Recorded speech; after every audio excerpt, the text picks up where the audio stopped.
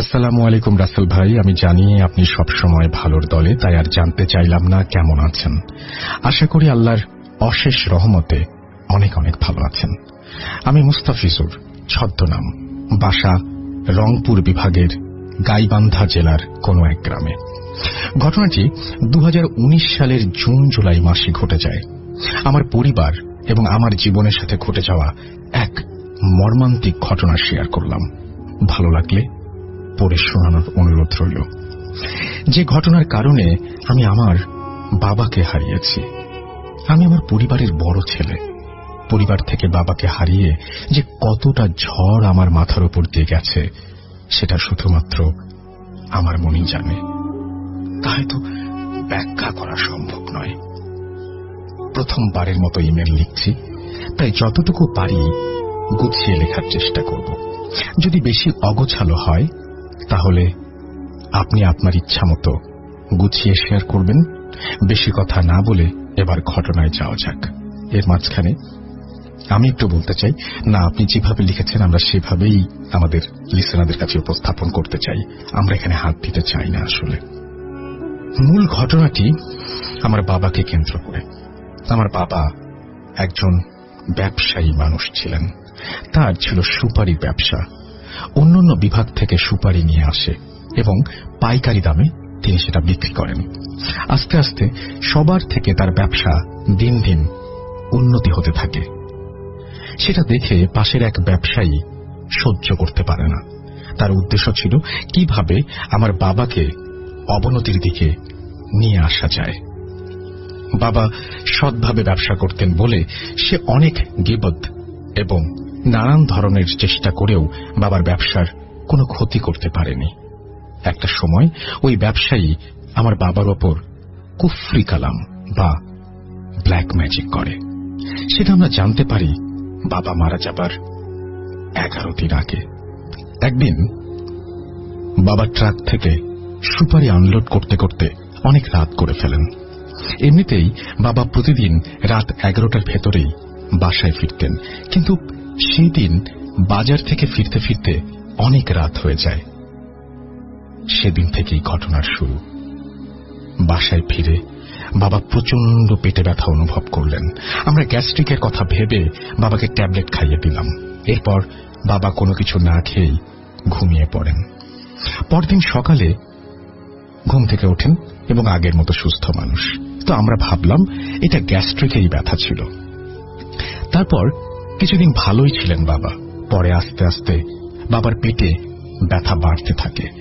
বাবার তেমন কিছু খেতে পারেন না। আস্তে আস্তে অসুস্থ হয়ে পড়েন।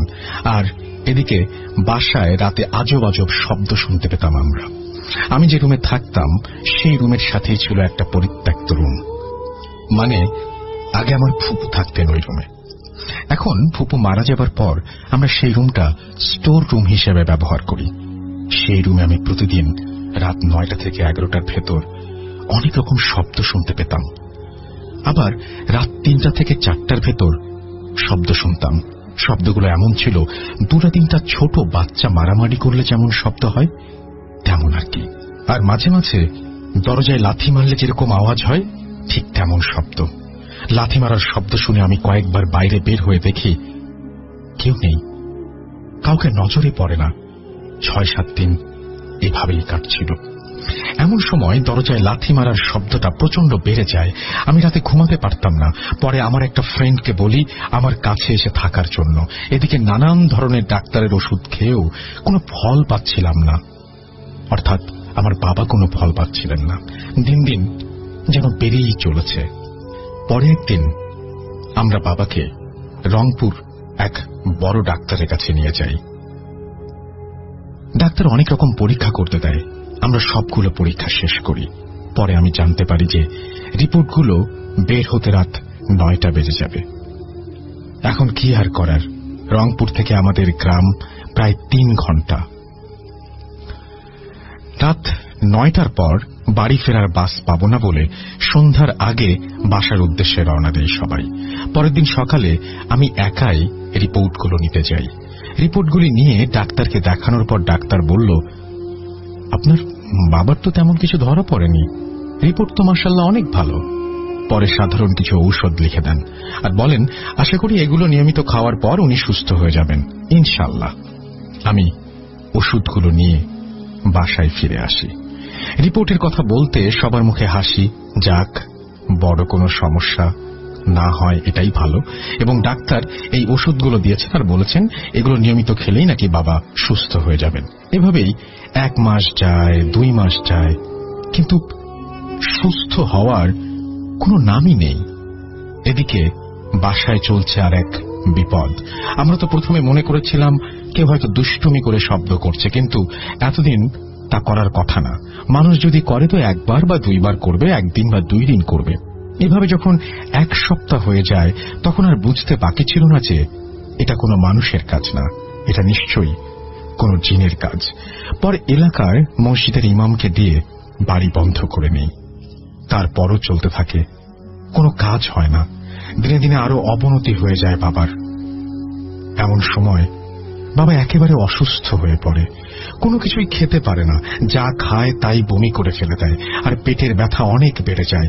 রাত দিন শুধু পেটে ব্যথায় অনেক জোরে জোরে চিল্লাচিল্লি করতে থাকে। বাবার সাথে সাথে আমাদের বাড়ির পুরো মানুষ 7 মাস ঘুম কি জিনিস বলতে পারি না।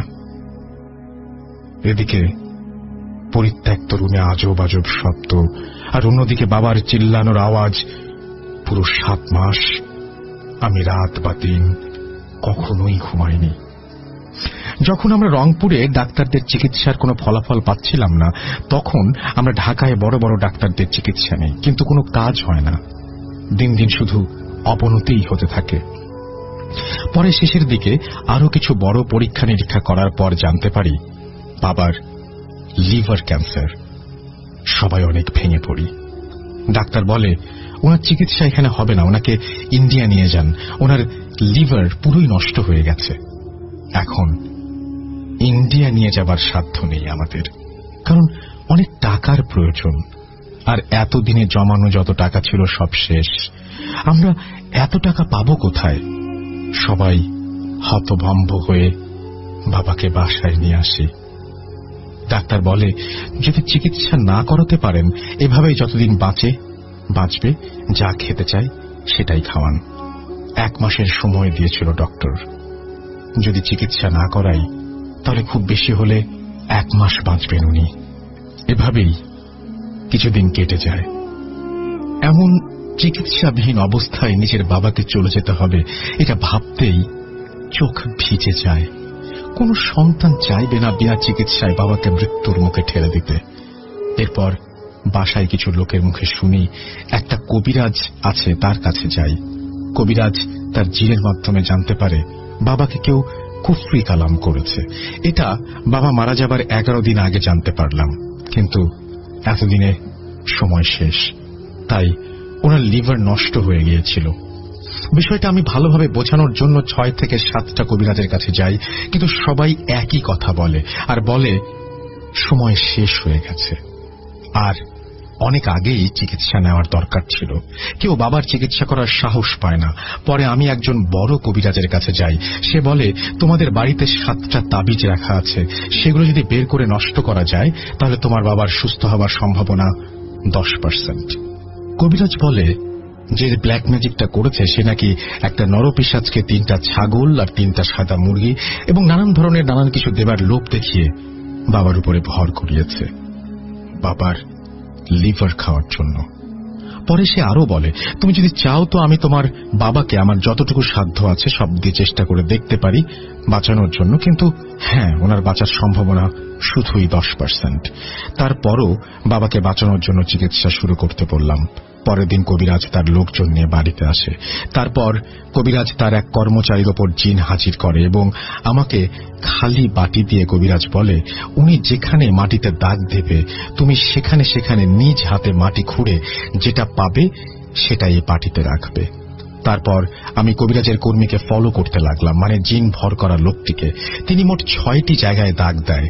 প্রথম আমাদের বাড়ির গেটের সামনে ঠিক মাঝখানে, দ্বিতীয় দাগ বাড়ির আঙিনার মাঝখানে, তৃতীয় দাগ বাবা যে ঘরে থাকতো সে ঘরের দরজার সামনে, চতুর্থ দাগ রান্নাঘরের মাঝখানে, পঞ্চম দাগ চুলার ভেতরে এবং ষষ্ঠ টিউবওয়েলের গোড়ায়, এবং সপ্তমটা নাকি টিউবওয়েলের ভেতরে ফেলে দিয়েছে। তারপর এক এক করে আমি দাগ দেওয়া স্থানগুলোর মাটি উঠাতে থাকি এবং 6 জায়গায় আমি হাত দিয়ে 6টা তাবিজ উঠাই। সেগুলো বাটি সহ কবিরাজের সামনে নিয়ে যাই। কবিরাজ তাতে মন্ত্র পড়ে পানি ছিটিয়ে দেয় তাবিজগুলোর ওপর। পরে আমাকে পোড়ানোর জন্য আদেশ দেওয়া হয় তাবিজগুলো। কিন্তু আমি কবিরাজের অনুমতি নিয়ে সেগুলো একটু খুলে দেখার জন্য চাইলাম। কবিরাজ বলল, সমস্যা নেই, কিন্তু দেখার পরে সাথে সাথে পড়াতে হবে কিন্তু। আমি বললাম, ঠিক আছে। তারপর আমি সবগুলো তাবিজ খুলে দেখলাম। কিছু জিনিস বোঝা যায়, আর কিছু একেবারে নষ্ট হয়ে গেছে। তাবিজগুলোর ভেতরে দেখি কিছু মাটি, মনে হয় কোথাকার মাটি আমি জানি না। সিঁদুর, চুল, লাল কাপড়, সূঁচ, সাদা কাপড়, আরো অনেক কিছু নষ্ট হওয়ার জন্য তেমন বোঝা যায় না। কবিরাজ তার আরো কিছু কাজ সম্পূর্ণ করে চলে যান, আর আমাকে রাতে তার বাসায় যেতে বলেন। সে কিছু তাবিজ দেবে, সেগুলো আমাকে নিয়ে আসতে হবে। কবিরাজের কথা মতো আমি রাত 8টা বাজে তার বাসায় রওনা দিই। আমার বাসা থেকে কবিরাজের বাসায় 1 ঘন্টার পথ। ভাবলাম ফিরতে ফিরতে অনেক রাত হয়ে যাবে। সেটা ভেবে আমার এক ফ্রেন্ডকে ফোন দিয়ে আসতে বলি আমার সাথে যাবার জন্য। পরে আমরা 2 ফ্রেন্ড রওনা দিই কবিরাজের বাসার উদ্দেশ্যে। যাবার সময় খুব ভালোভাবেই কবিরাজের বাসায় যাই। কবিরাজ অনেক প্রকার তাবিজ দেয় 2টা কাঁচের বোতলের ভেতর করে, আর নানান ধরনের জিনিস দেয়, আর আমাকে বলে যে আমি এই জিনিসগুলো যেভাবে আছে এবং যেখানে যেভাবে রাখতে বলবো ঠিক সেভাবেই রাখতে হবে। মনে রেখো, কোনো ভুল যেন না হয়। আমাকে অনেকগুলো নিয়ম শিখিয়ে দেওয়া হয়। যেমন প্রথম যে বোতলটা দেয় সেটা এক নিঃশ্বাসে আঙিনার ঠিক মাঝখানে পুঁতে রাখতে হবে এবং এদিক সেদিক তাকানো যাবে না। আর একটা কাজ যেন আমি একাই করি, কেউ যেন না দেখে। আর একটা বড় রকম তাবিজ দেয়, যেটা নাকি বানানো হয়েছে। আত্মহত্যা করে মরে যাওয়া অবিবাহিত একটা মেয়ের চুল সহ নানান ধরনের জিনিস দিয়ে তৈরি তাবিজ। এই তাবিজটা বাড়ির গেটের সামনে পুঁতে রাখতে হবে। আরো বলে, তুমি মনে হয় এই কাজটা একা করতে পারবে না, কারণ এটা খুব খারাপ তাবিজ। এটা পুঁতে রাখার সময় অনেক বিপদের সামনাসামনি হতে পারো। তাই এটা করার সময় 1জন বা 2জন লোককে সাথে রাখবে, যেন তারা তোমাকে অনেক সাহস দেয়। আর মনে রাখবে, তুমি সহ 3 জনের বেশি যেন কেউ না দেখে, তাহলে এটা কাজ করবে না। কবিরাজের সব নিয়ম কানুন জেনে তাবিজগুলো নিয়ে বাসার উদ্দেশ্যে রওনা দেই। বাসায় আসার সময় মাঝ রাস্তায় শুরু হয় নানান ধরনের অলৌকিক শব্দ। এপাশ ওপাশ থেকে শুনতে পারি যে মেয়ে কণ্ঠের আওয়াজ, আরো অনেক কিছু। কবিরাজ আগেই বলেছিলেন কোনো কিছুতে যেন ভয় না পাই। এগুলোতে কান না দিয়ে আমি বাসায় চলে আসি। যথারীতি কবিরাজের কথা মতো রাত 2:30টার সময় বের হলাম। আমাকে একটা কাজ সম্পূর্ণ করতে হবে। গভীর রাত, সবাই ঘুমে বিভোর। তাবিজটা নিয়ে আমি ঠিক আঙিনার মাঝখানে দাঁড়াই। এরপর আশপাশটা ভালো করে দেখে নিয়ে নিঃশ্বাস বন্ধ করে শাবল দিয়ে এক ধাক্কায় যতটুকু গর্ত হয় ততটুকু গর্তের ভেতরেই তাবিজটাকে পুঁতে দেই। কাজটা সম্পূর্ণ হওয়ার পর পরিবেশটা কেমন যেন হয়ে উঠল। কোনো বাতাস ছিল না। তারপর হঠাৎ করে গাছের পাতাগুলো এমন ভাবে নড়াচড়া শুরু করলো যেন ঝড় উঠেছে। বাড়ির পেছনের বাঁশ ঝাড় আরো অনেক জোরে জোরে নড়ছিল। কিছুক্ষণ পর আবার পরিবেশ আগের মতো হয়ে যায়। এবার সেই বড় তাবিজটি রাখার পালা। কবিরাজের কথা মতো আমার চাচা, যে আমার বয়সী অর্থাৎ সমবয়সী, আর আমার এক ফ্রেন্ড, তাকে আগে থেকেই আমার রুমে থাকতে বলি। যথারীতি তাবিজটা নিয়ে বাড়ির গেটের সামনে দাঁড়াই। রাত তখন 3টা। যেখানে কবিরাজ তাবিজটা রাখতে বলেছেন সেই জায়গাটা মার্ক করে নেই। এবার আমার সাথে যে 2জন ছিল ওদেরকে বলি, তোরা আমাকে খেয়াল রাখবি, আশেপাশে নজর রাখবি, যেন কেউ কাজ করার সময় বাধা না দেয়। সবাই রেডি। এবার যেখানেই তাবিজটা রাখার জন্য নিঃশ্বাস বন্ধ করে শাবল দিয়ে মাটিতে আঘাত করছি, ভাবতেও পারিনি যে কিছুক্ষণের মধ্যে এমন ভয়ঙ্কর পরিস্থিতির শিকার হতে হবে। আমার মাথার ভেতর ঝিমঝিম করছে, আর আশেপাশের চারিদিকে এমন তীব্র গতিতে বাতাস শুরু হয়েছে যেন কাল বৈশাখীর ঝড়। নিঃশ্বাস বন্ধ, গর্ত করা শেষ। এবার যেই না তাবিজটা রাখতে যাব ঠিক তখনই শুরু হয় সেই নরপিশাচ আর যেই মেয়েটার মাথার চুল দিয়ে বানানো তাবিজ, সেই 2 জনের চিৎকারের আওয়াজ। পিশাচের ভাঙা ভাঙা কণ্ঠ আর আত্মহত্যা করা মেয়েটির কণ্ঠ আমি আরো দ্রুত গতিতে যেই তাবিজটা গর্তের ভেতর রাখতে যাব, ঠিক তখনই আমাকে কি যেন এমন জোরে একটা থাপ্পড় মারে, আমি পেছনে ছিটকে পড়ে যাই। তারপরও নিঃশ্বাস বন্ধ থাকা অবস্থায় বাবাকে বাঁচানোর তীব্র চেষ্টা করি। গর্তের ভেতর তাবিজটা কোন রকমে মাটি চাপা দেই। তারপর আস্তে পরিবেশটা আগের মতো হয়ে যায়। পরে সারা রাত আর কোনো শব্দ শুনতে পাইনি, একদম স্বাভাবিক রাতের মতোই কেটে যায়। পরদিন কবিরাজ আসে আমাদের বাসায়। সে সরিষা ছিটিয়ে দেয়, পরে তার কর্মীর ওপর জিন হাজির করে। তার কাছ থেকে আমরা জানতে পারি আমাদের কাজ সম্পূর্ণ হয়েছে। এখন একমাত্র আল্লাহ যদি ওনার হায়াত দিয়ে থাকেন তাহলে উনি সুস্থ হবেন। একথা বলে কবিরাজ চলে যান। এমনিতেই কারো চোখে ঘুম নেই। সেদিন রাতে কেন জানি বাবা ব্যথায় আর চিল্লান না, স্বাভাবিক মানুষের মতো ঘুমান। কতদিন ঘুমাই না বিছানায়, যেই না শুয়েছি কখন জানি ঘুমিয়ে পড়েছি বুঝতেই পারিনি। আর তখনই আমি অনেক খারাপ একটা স্বপ্ন দেখি। স্বপ্নে দেখি অনেক রাত আমাদের বাসায় মহিলা পুরুষ উভয়েই অনেক মানুষ জমা হয়েছে। মানুষগুলোর ভেতরে আমি কাউকে চিনি না, কারো মুখটা ভালোভাবে বোঝা যায় না, এবং মানুষগুলো কেউ কারোর সাথে কথা বলে না, শুধু এদিক ওদিকে ঘোরাফেরা করছে। আমি কেন জানি সবার মধ্যে বোবা হয়ে একটা জায়গায় দাঁড়িয়ে সব দেখছিলাম। হঠাৎ করে বাড়ির এরিয়া থেকে একটু দূরে দেখতে পাই একটা মেয়ে দাঁড়িয়ে আছে। সে মনে হয় কিছু বলবে এমন একটা ভাব। অনেক রাত হওয়ার কারণে মেয়েটার মুখ বোঝা যায় না। হঠাৎ মেয়েটা রাগের গলায় বলে, বলেছিলাম তোর বাবা আজ বাঁচবে না, তারপরও তুই কষ্ট দিলি। শুধু এইটা বলেই কোথায় যেন আড়াল হয়ে গেল মেয়েটা। তারপর সে বলল, আমি আর কোথাও জায়গা পাচ্ছি না। একটু পরে মায়ের বড় গলার চিৎকার শুনে ঘুম ভেঙে যায় আমার।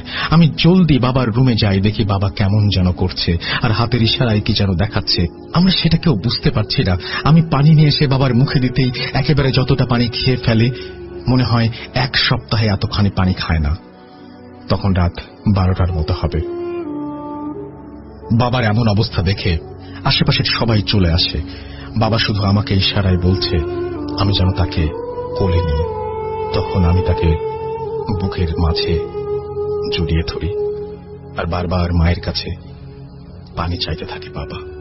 বাবার এমন অবস্থা দেখে আমি আমার ছোট ভাই আর ফুপুকে সবার কাছে ফোন দিতে বলি। আমার আর বুঝতে বাকি ছিল না যে বাবা আর আমাদের মাঝে থাকবে না। এভাবেই 2 ঘন্টা কেটে যায়।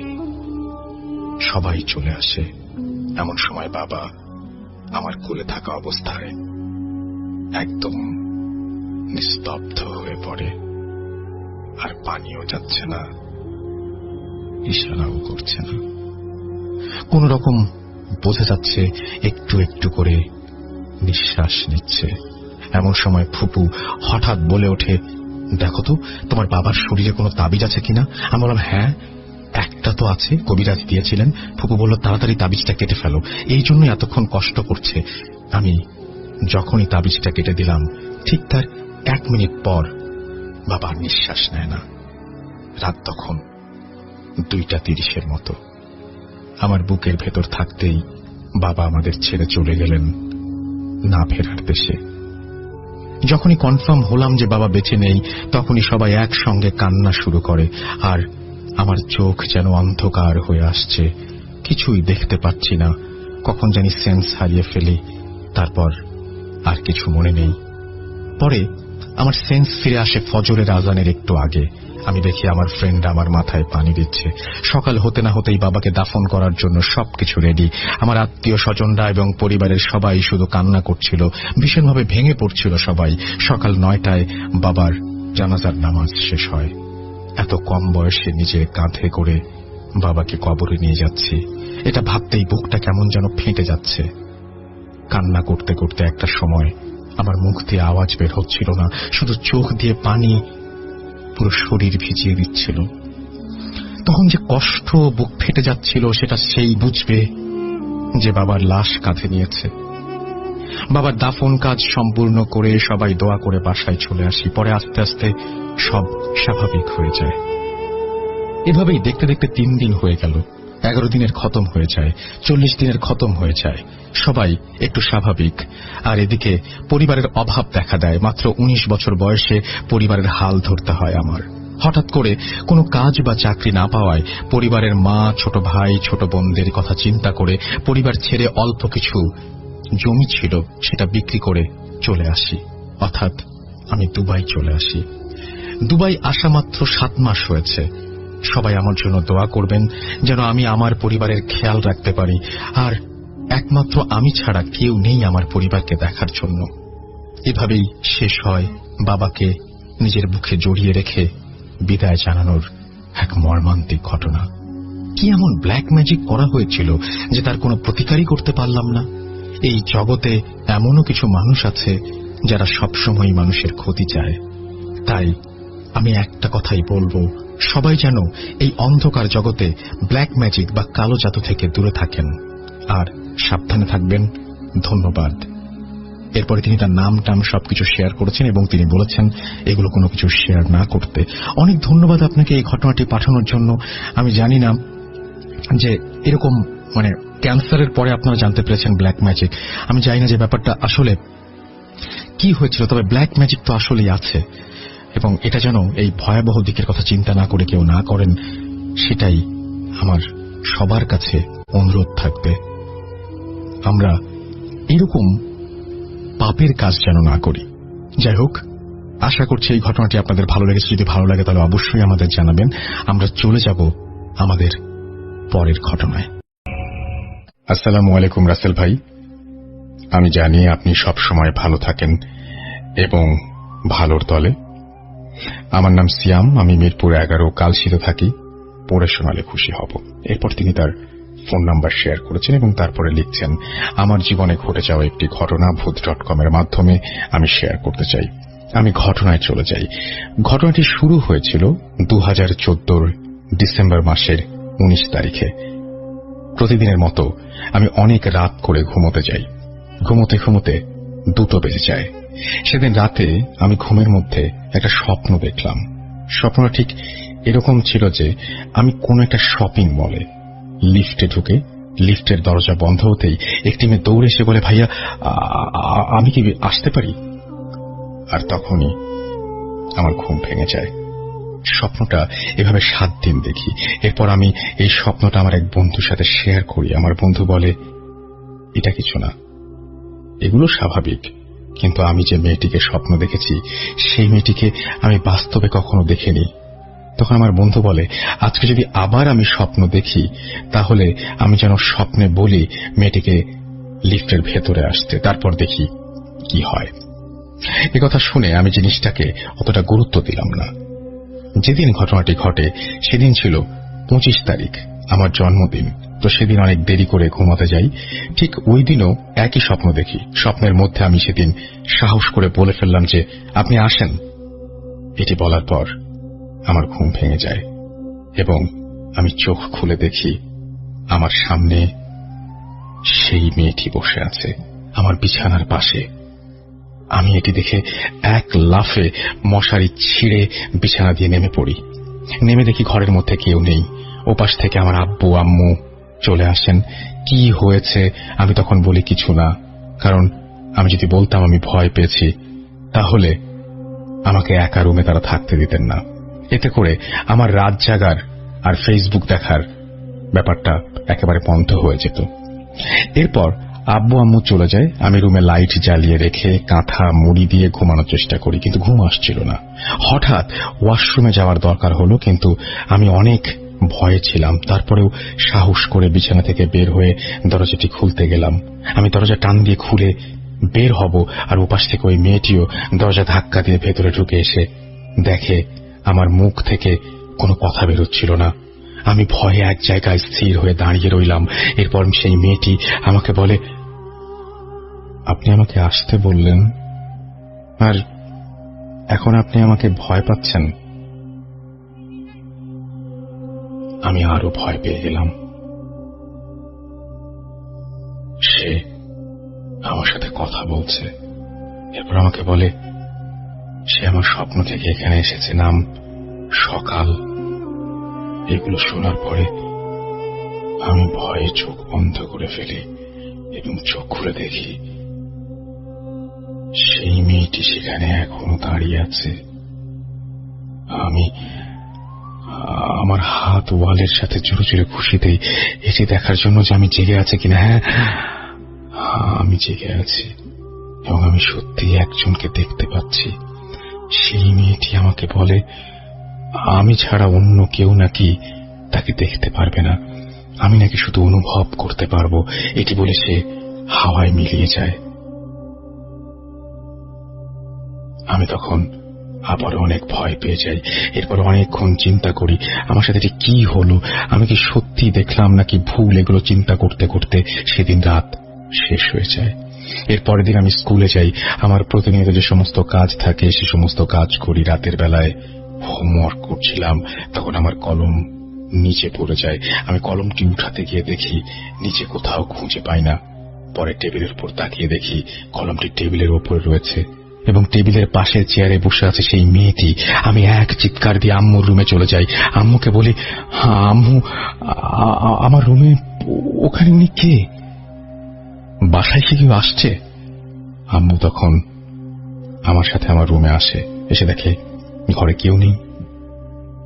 কিন্তু আমি ঠিক দেখেছি সেই মেয়েটি সেই চেয়ারে বসে আছে, আমাকে দেখছে এবং হাসছে। মেয়েটি বলছে, কোনো লাভ নেই, আমি ছাড়া কেউ দেখতে পারবে না। সত্যি তাই, আমার আম্মু দেখতে পারছিল না। এরপর আম্মুর সাথে আমি আম্মুর রুমে চলে যাই এবং আমি সবকিছু বলি যা আমার সাথে ঘটেছে। এরপর আম্মু বলে, এগুলো আমার মনের ভুল। আমি বলি, আমি তো এখনো দেখতে পাচ্ছি, সেটা কিভাবে সম্ভব? আম্মু বলে, কই আসো তো। আবার যে দেখি ঘরে কেউ ছিল না। তখন আম্মু বলে, যেটা দেখেছি সেটা মনের ভুল। আমিও তাই মানি এবং আমিও হোমওয়ার্ক করতে থাকি। কিছুক্ষণ পর সেই মেয়েটি বলে, আপনি আমাকে আসতে বলে এখন কেন ভয় পাচ্ছেন? আমাকে দেখে এরকম করছেন কেন? আমি তখন ওর সাথে কথা বলি। আমি বলি, আপনি কে? আপনি আমাকে কেন ভয় দেখাচ্ছেন? আপনি আমাকে কেন ভয় দেখাচ্ছেন? তখন সে আমাকে বলে,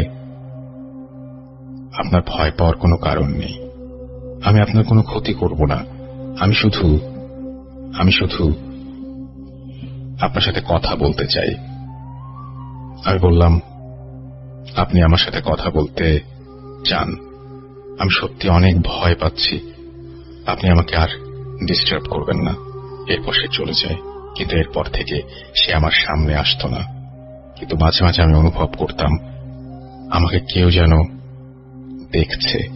আমি এগুলোর জন্য অনেক বিরক্ত হতাম এবং এরপর আমি হুজুরের সাথে দেখা করে একে তাবিজ নিলাম এবং হুজুর আমাকে বলল, কিন্তু কোনো লাভ হলো না। আমি এরপরেও আমার মনে হচ্ছিল কেউ যেন আমাকে ফলো করে। একদিন রেগে গিয়ে আমি বলে উঠলাম, আপনি যেই হন আমার সামনে থেকে চলে যান।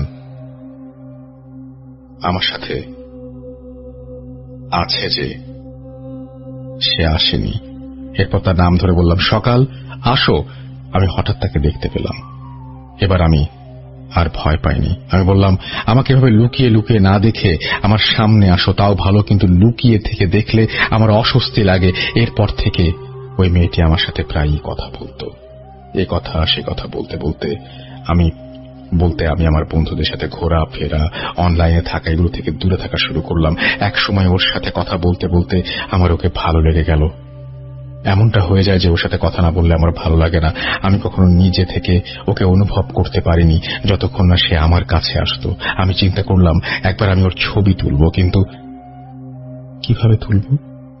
ওকে ক্যামেরায় দেখা যায় না, আয়নাতেও না। এরপর আমি ওর ছবি আঁকতে শুরু করলাম।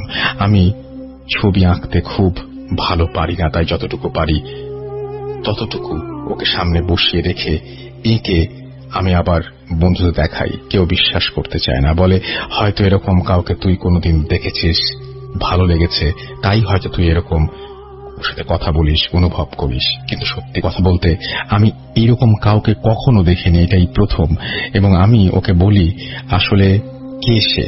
সে বলে আমি একটি আত্মা, সে কখনো নাকি আমার ক্ষতি করবে না, সে আশা বন্ধ করে দেবে। কারণ জানতে চাইলে সে আমাকে বলে, সেটা কিছুদিন পরে আমি নিজেই বুঝতে পারবো। এই কথাগুলো শুনে আমার খুব খারাপ লাগে, কারণ ওর সাথে অনেকটা সময় ছিলাম। আমার ভয় থেকে ওর প্রতি ভালো লাগা শুরু হয়ে যায়। আমি ওকে হারাতে চাচ্ছিলাম না। ও সবসময় একটা ড্রেস পরে থাকতো, যেটি একটা হালকা নীল রঙের জ্যাকেট। ওর চোখের রংটাও ছিল নীলচে, চোখের মধ্যে সাদা সাদা কি যেন সব সময় থাকত। ওর হাসিটা অনেক ভয়ানক ছিল। একটা গলায় মাফলার থাকত, শেষের দিকে 3টা বলের মতো ছিল এবং XOS লেখা ছিল। সেদিন ও এই কথাটি বলে এরপর থেকে আর আমি তাকে দেখতে পাই না। এভাবে 2 দিন কেটে যায়, আমি ওকে দেখতে পাই না। মূল কথা, আমি ওকে কোনোদিন এভাবে জিজ্ঞেস করিনি যে ও কেন আসছে, কি চায় এই সম্পর্কে। যেদিন আমি জিজ্ঞেস করলাম এরপর থেকে ওকে আর দেখতে পাচ্ছিলাম না। একদিন হঠাৎ রাতে আমি ওয়াশরুমে যেতে গিয়ে ডাইনিং স্পেসে লাইট জ্বালাতে গিয়ে দেখি ফ্যানের সাথে ও ঝুলছে। এটি দেখে আমি চিৎকার করি, কান্না করি, আমার খুব খারাপ লাগে। আমি ওকে নামাতে যাই, কিন্তু আমি ওকে স্পর্শ করতে পারি না, আমি ওকে দেখতে পারি না। কিন্তু সবাই আসা মাত্র এবার আমি ওকে আর দেখতে পারলাম না। আমি কাঁদতে কাঁদতে রুমে চলে গেলাম। যাওয়ার পর আমি শুয়ে পড়ি এবং অনেকক্ষণ পরে ঘুমিয়ে পড়ি। এবার স্বপ্নের মধ্যে সকালে সে আমাকে বলে, এই জন্যই আমি বলেছিলাম পরে জানতে পারবে, আর আমি শুধু তোমার সাথে কথা বলতে চেয়েছিলাম, শুধু এটুকুই, ভালো থেকো। এই ছিল ঘটনা, এবং এই ঘটনাগুলো শুনে কারো বিশ্বাস না হতে পারে, কিন্তু এটা সত্যি আমার জীবনে ঘটে গেছে এমন একটা ঘটনা। ভালো থাকবেন। ইমেলটা পড়ার জন্য ধন্যবাদ। Spirit, be here with me.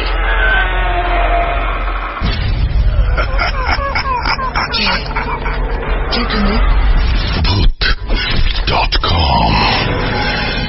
The fear returns with Russell.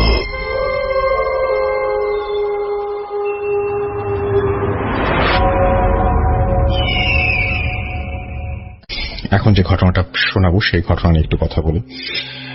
আমরা তো রেগুলার এরকম ধরনের ঘটনা শুনেই থাকি, যে লাশ খাওয়া, এই ধরনের ঘটনা আমরা শুনি রেগুলার। আমরা তো রেগুলারই শুনি যে এই ধরনের ঘটনা আমাদের মোটামুটি জানা আছে, যে আমরা শুনলেই বুঝে ফেলি যে ও আচ্ছা এই টাইপের ঘটনা, এটা তো আমরা শুনেছি। কারণ লাশ খাওয়া খুবই পরিচিত একটা ব্যাপার। গোরস্থানের মানুষ থাকে, লাশ খায়, নৌকায় লাশ খায়, ঘরের মধ্যে মৃতদেহ খেয়ে ফেলে, খুবই কমন। এই কমন ঘটনার মধ্যে যদি আনকমন কিছু থাকে, অপরিচিত কিছু থাকে, তখনই সেটা হয়ে যায় ঘটনা, আর তখনই সেটা স্থান পায় Bhoot.com এ। হ্যাঁ, আমরা বাছি এইভাবেই যে খুবই পরিচিত ঘটনার মধ্যেও যখন কিছুটা অস্বাভাবিক, কিছুটা অসঙ্গতি থাকে, তখন আমরা বলি সেটা Bhoot.com এর স্ট্যান্ডার্ড মেনটেন করতে পেরেছে। তো যাই হোক, সেরকমই একটি ঘটনা আমরা এখন প্লে করব আপনাদের জন্য। আশা করছি যে ভালো লাগবে, এবং এইবার না ঘটনাগুলো খুব অদ্ভুত টাইপের। আমি আশা করছি পুরো ঘটনায় আপনাদের ভালো লাগবে। সাথেই থাকুন, স্টে টিউন। হ্যালো, কেমন আছেন আপনারা? আশা করি আপনারা সকলে ভালো আছেন, সুস্থ আছেন, এবং আপনারা সকলেই ভালো তলে আছেন। ভূত আড্ডার যেই নতুন এপিসোডে আপনাদেরকে জানাই স্বাগতম। আজকে যে ঘটনাটি আপনাদের সাথে শেয়ার করব, আশা করি আজকের ঘটনাটি আপনাদের কিছুটা সময় হলো ভয়ের জগতে নিয়ে যাবে।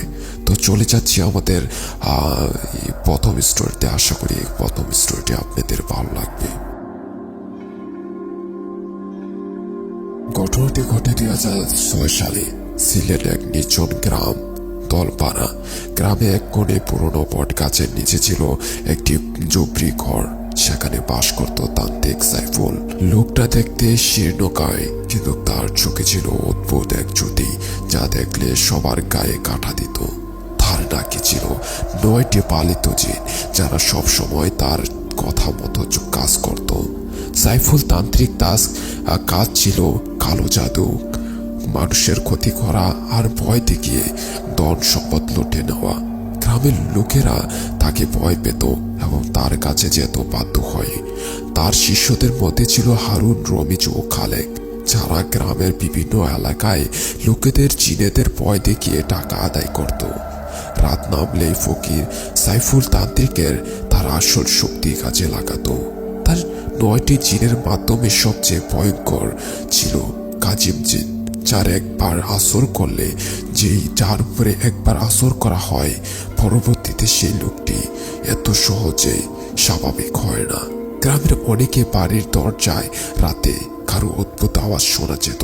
দরজার খুললেই দেখা যেত কিছু নেই, কিন্তু এরপর শুরু হতো নানা ভয়ঙ্কর ঘটনা। একদিন এই গ্রামের ঘটনার কথা জানতে পারেন পাশের গ্রামের নাম করা হুজুর মাওলানা রশিদুল করিম, যিনি শুধু একজন প্রখ্যাত আলেমই ছিলেন না, একজন দক্ষ কবিরাজও ছিলেন। তার কাছে দূর দূরান্ত থেকে লোকেরা আসতো পানি পড়া, তাবিজ এবং জিন তাড়ানোর জন্য। দলপাড়ার একজন বাসিন্দা হাশেম চাচা এক রাতে এসে মাওলানা রশিদের কাছে সব ঘটনা খুলে বলেন তার ছেলের উপর নাকি ফকির সাইফুলের এক জিন ভয়ঙ্কর আসর করেছে। ছেলে একেবারে অসংলাপ কথাবার্তা বলছে এবং রাতে হঠাৎ চিৎকার করতে থাকে। হুজুর প্রথমে সব শুনে রীতি ধীর স্থির থাকলেন। তিনি কোরআনের আয়াত থেকে কিছু পরে বললেন, তুমি চিন্তা করো না, আমি আল্লাহর রহমতে ওই সমস্যার সমাধান করব। তবে ওই ফকিরের কারসাজি বন্ধ করতে না পারলে আপনাদের আরো বড় ধরনের বিপদ হতে পারে। কারণ আপনার কথা বুঝে আমি যা বুঝতে পেরেছি, ওই তান্ত্রিক এই গ্রামে একে শক্তি বিস্তার করেছে। ভয় দেখে মানুষদের থেকে টাকা আদায় করছে। ভবিষ্যতে আরো ভয়ঙ্কর কোনো কিছুর প্রভাব হতে পারে। আচ্ছা, আপনি চিন্তা করেন না, আমি আসবো আপনার ছেলের সমাধান করে দিতে। পরে রাতে হুজুর কিছু প্রস্তুতি নেন। তার পুরনো কিছু ধর্মীয় গ্রন্থ আর সরঞ্জাম বের করেন। তিনি সিদ্ধান্ত নেন এই তান্ত্রিকের খারাপ কাজের খবরটা ফাঁস করবেন। কিন্তু তিনি জানতেন না ফকির সাইফুলের তার 9টি জিন সহ এই লড়াইয়ে প্রতিশোধ নেওয়ার জন্য প্রস্তুত আছেন। হুজুর গ্রামে প্রবেশ করায় দলপাড়া গ্রামের বাতাস যেন আরো ভারী হয়ে গেল। গ্রামের মানুষ তার নামলেই ঘর থেকে বের হতো না, সাহস করতো না। আর সেই যে সাহস করে বের হতো, পুরে তাকে হয়তো অজ্ঞান অবস্থায় পাওয়া যেত, নয়তো বা পানির ধারে মরে যাওয়া অবস্থায় পাওয়া যেত। এসব ঘটনায় গ্রামের আতঙ্ক ছড়িয়ে পড়ে। এক রাতে তান্ত্রিক সাইফুল তার আস্তানায় বসেছিল। ঘরের মাঝখানে একটি ছোট্ট আম পাতার পাতিল, তার চারপাশে কিছু অদ্ভুত চিহ্ন আঁকা ছিল। তান্ত্রিকের চারপাশে বসেছিল তার শিষ্য হারুন রমিজ ও খালেক। সাইফুল একটি কালো কাপড় মাথায় জড়িয়ে তন্ত্র মন্ত্র পড়তে শুরু করলেন। মন্ত্র পড়ার শেষ হলে পাতিল থেকে কালো ধোঁয়া উঠল। ধোঁয়ার ভিতর থেকে বিশাল এক অবয়ব দেখা গেল, যার চোখ লাল এবং মুখ বিকৃত। এতটাই ভয়ঙ্কর ছিল যে ওই কাজিম জিন লোকের সাঙ্গপাঙ্গর ভয় পেয়ে যান। তান্ত্রিক সাইফুলের অন্যতম শক্তিশালী জিন হচ্ছে কাজিম জিন। সাইফুল জিনকে নির্দেশ দিল গ্রামে আরো কয়েকজনকে ভয় দেখানোর জন্য, কারণ তারা আজকে এই তান্ত্রিক সাইফুলের বিরুদ্ধে কথা তুলেছে। আর যেন তারা কোনো দিন তার বিরুদ্ধে আঙ্গুল তুলতে না পারে, সাহস করতে না পারে, তার হুকুমের অমান্য না করতে পারে। তার জন্য সেই কাজিম জিনকে পাঠানো হয়েছে। কাজিম জিন সঙ্গে সঙ্গে ধোয়ার মতো মিলিয়ে গেল। সেদিন রাতে গ্রামের পশ্চিম কোণে একটি ছোট্ট ঘরে বাস করা ফজলুল মিয়ার দরজায় প্রচন্ড আওয়াজ হলো। দরজা খুলতে কালো ছায়া ফজলুলের দিকে ধেরে এলো। ফজলুল সারা রাত চিৎকার করে ঘরের কোণে বসে কাঁপতে কাঁপতে দিন রাত কাটাচ্ছিল। পরের দিন সকালে ফজলুলের খবর শুনে মাওলানা রশিদুল করিম পরিস্থিতি বোঝার জন্য গ্রামে যান। গ্রামে পৌঁছানোর পর তিনি দেখতে পান অনেকের মুখে আতঙ্কের ছাপ। ফজলুল সাথে সাথে বলতেই তিনি নিশ্চিত হন এগুলো কোনো সাধারণ ঘটনা নয়। তান্ত্রিক সাইফুলের জিনেদের কাজই সব কাজ। হুজুর রাতে জন্য প্রস্তুতি নিতে শুরু করেন। তিনি তার পুরনো লাল বক্স থেকে কিছু সরঞ্জাম বের করেন। সেখানে ছিল কিছু অদ্ভুত কিছু কোরআনের আয়াত লেখা তাবিজ, একটি তামার পাত্র এবং পবিত্র পানি। তিনি বললেন, আজ রাতেই বুঝতে হবে ওই শক্তিগুলো কতটা ক্ষমতাশালী। তবে মনে রাখো, আল্লাহর শক্তির সামনে কখনো তান্ত্রিক শক্তি টিকতে পারবে না। রাত অন্ধকার ঘনিয়ে আসতে থাকে, চারিদিকে নিস্তব্ধ। হুজুর ফজলুলের বাড়িতে বসে কোরআনের আয়াত পড়তে শুরু করলেন। ঠিক তখনই বাতাসে ভারী হয়ে উঠল, জানালার কাজ প্রচন্ড শব্দেই ভেঙে গেল। এক সময় দরজার সামনে একটা কালো ছায়া দেখা গেল। হুজুর জোর কণ্ঠে বললেন, কে তুমি? কে আছো?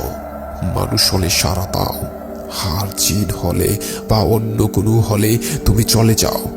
কিছুক্ষণের মধ্যেই কাজিম তার পুরো অবয়বে পরিস্থিতি হাজির হয় হুজুরের সামনে। তার লাল চোখ দুটি আগুনের মতো জ্বলছিল। কাজিম তার গর্জনে চারপাশটা কাঁপিয়ে বলছে, তুই জানিস না, তুই কার সঙ্গে শত্রুতা করছিস? এখানে শুধু তারই ক্ষমতা চলে। ওই ক্ষমতার সামনে তুই টিকতে পারবি না। এখনই সময় আছে, এখান থেকে